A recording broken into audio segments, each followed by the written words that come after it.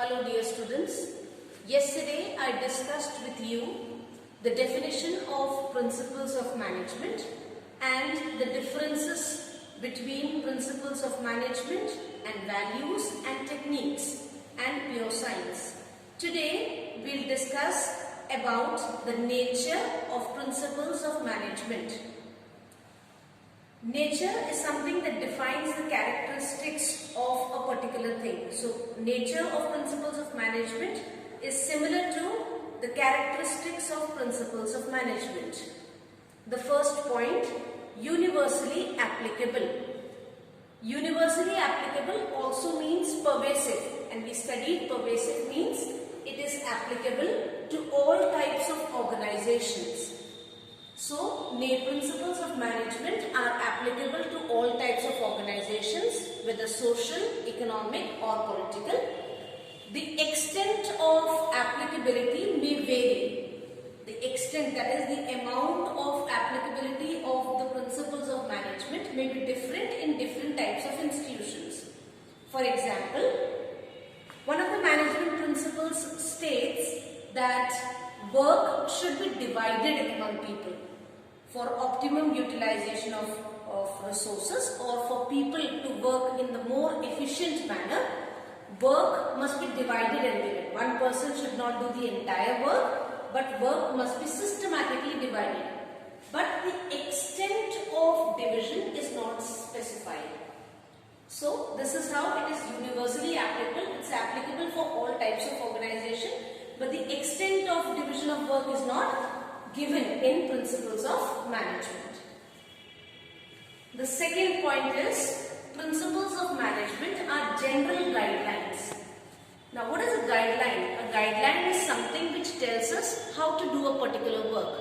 It does not give us any ready-made or straight-jacket solutions. That means, if suppose you are cooking something and so you find that the salt is less, or maybe chili is less, you add a bit more salt to that particular curry and it becomes okay. So that is a ready-made or a straight-jacket solution. But principles of management give you no such straight-jacket solutions for any problems that may arise. And the reason is very clear, because of the fact that solutions can only be given to a problem which is similar in all organizations, whereas in management different organizations have different problems, so automatically solutions also have to be different. For example, the principles of management states that in case of conflict between departments, the manager must be impartial. So, impartiality of the management or the manager is a guideline that is given. It does not say it does not give an exact solution to a problem, that if problem number 1 persists, then solution is answer number 1 or solution number 1 to be put in. So because management is not a pure science, so there cannot be straight-jacket solutions for management problems. Third, formed by practice and experimentations. Now, all these principles of management, we studied in the previous classes also, that principles of management have been formed after research. So, these principles have not been formed overnight, but they are as a result of years of research that different management scientists have done. For example, there is a principle of management which is termed as motion study. It's one of the techniques of management, motion study.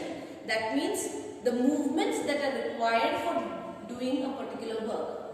Now, F.W. Taylor conducted a number of experiments and found out the exact way in which those experiments, or what are the minimum movements that are required so that maximum output can be done. For example, most of you, when you study, you have a habit of rotating the pen. Now that is a motion that you're doing, a movement that you're doing, which is not required as far as study is concerned, but it's become a habit for you.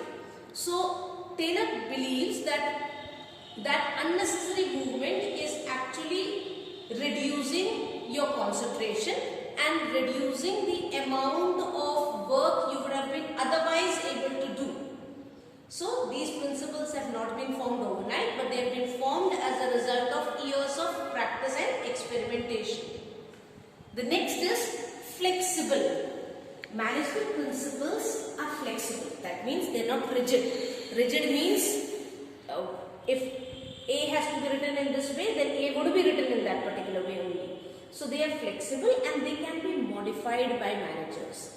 So they are flexible means they can be modified by managers according to the prevailing situation. For example, again I go back to the previous example that we've given. One of the management principles states that work must be divided so that maximum output can be gained. But how to divide the work, that the particular manager decides. Or rather we say the amount of, you have studied these terms, centralization and decentralization. Centralization means when the decision is taken by only one authority. Whereas decentralization means when subsequent levels, people are given the right to take decisions. So how much authority to be given to a subordinate, that the manager is deciding. Every single manager has the right to decide.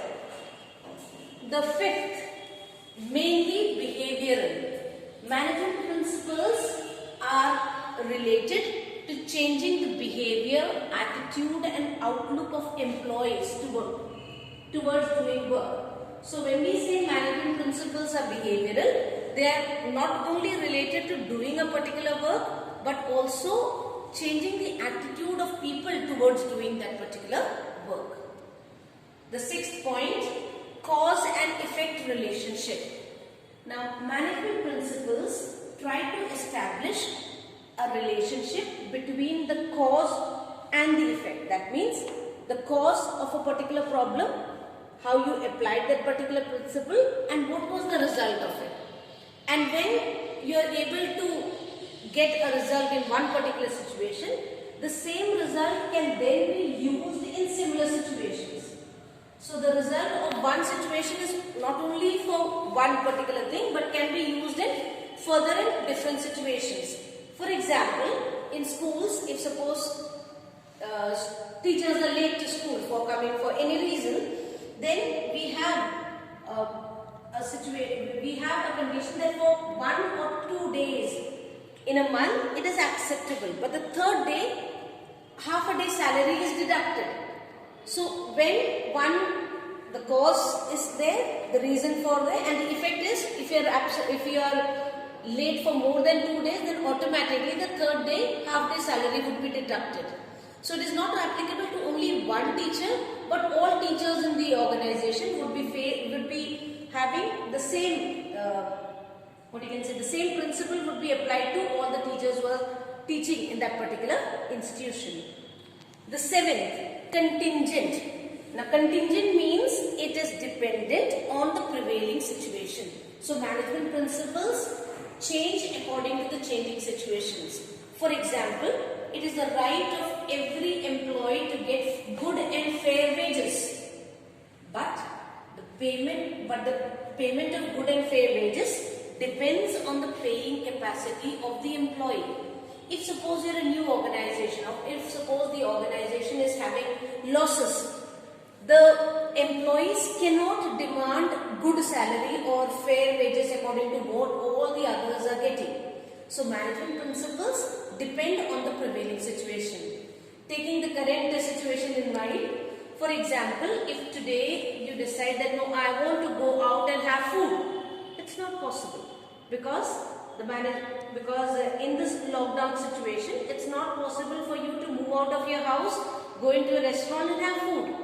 So the principles are dependent on the prevailing situation. According to the prevailing situation, the principles of management can be changed or modified.